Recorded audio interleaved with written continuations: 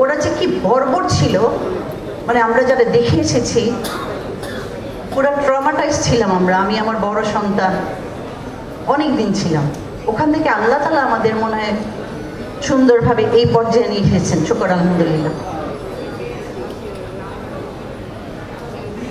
একজন সৈনিক, একজন না, অনেকেই সোলজার। জাস্ট আমি খালি তাকিয়েছিলাম যে এটা কি হচ্ছে, এখানে কি হচ্ছে। আমাকে বলল, তুই চোখ তুলে তাকাবি না, তোর চোখ কানা করে দিব, চোখ নামা। আমি কি বলবো, আমার বাচ্চারা বলছে আম্মু এইভাবে কথা বলছে কেন আঙ্কেলরা। আমি কি বলবো, কিছু বলার আমার ভাষা নেই, কিছু বুঝতেই পারছি না। অকথ্য ভাষায় গালাগালি করে যাচ্ছে, কাকে মেরেছে, কোথায় মেরেছে, সব আমাদের কানে আসছে। সারাটা দিন রাত ওখানে পার করেছি, একটা রুমের মধ্যে দুইটা বাচ্চাকে নিয়ে, আরো ভাগিরা, ভাই, অফিসার, তাদের মারা। শুধু নামাজ পড়ে আল্লাহর কাছে বলেছে, আল্লাহ আমার হাজবেন্ডটাকে আপনি ভালো রেখেন, সবাই ভাই, সব ভাইদের ভালো রেখেন। জানি না কিচ্ছু ওখানে আমরা তো কেউ আমাদের শেয়ার করছে না, শুধু বুঝতে পারছি যে কিছু একটা হচ্ছে।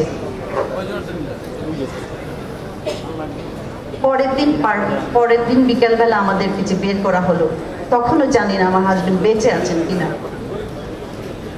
আমি বের হয়ে বলছি আমি তো মেসে যাবো আমার রুমে, নিশ্চয়ই আমার হাজবেন্ড ওখানে আছেন। সেটাও তো আর হলো না।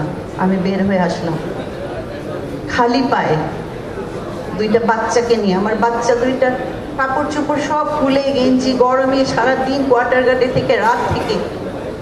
তারপরে আমি বের হয়ে আসছি পরের দিন। শুধু বাচ্চা দুইটা মুখের দিকে তাকিয়ে ভালো, কি হচ্ছে কিছু বুঝতে পারছি না। আমার বাচ্চাগুলোর কোনো খাবার ছিল না, কিচ্ছু ছিল না। যাক আলহামদুলিল্লাহ, তারপরে আল্লাহ আমাদের নিয়ে আসছেন। এতটুকু হায়াত ছিল বলে আল্লাহ আমাদের ওখান থেকে উদ্ধার করেছেন, সসম্মানে আমরা আসছি। কিন্তু এই যে কষ্টটা পরে 2 দিন পরে শুনলাম আমার হাজবেন্ড এবং আমার সব ভাইদের কষ্টের মৃত্যু, বিশ্বাসই করতে পারছিলাম না। আমার ছোট বাচ্চা একটু পর এসে বলছিল, মা বাবুকে কে মেরে ফেলছে, জানো, জানাজা হবে, চলো কবে যাবো, তুমি যাবা না? আমি কিছু বলতে পারিনি।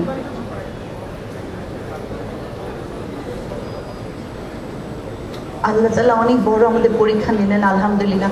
আজকে আমার 2 ছেলে এসেছে, ছেলের বউ এসেছে, আমার দেবর এসেছে।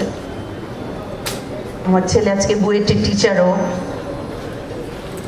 আর আমার ছোট ছেলে বিউপিতে পড়ছে, বড় হয়েছে।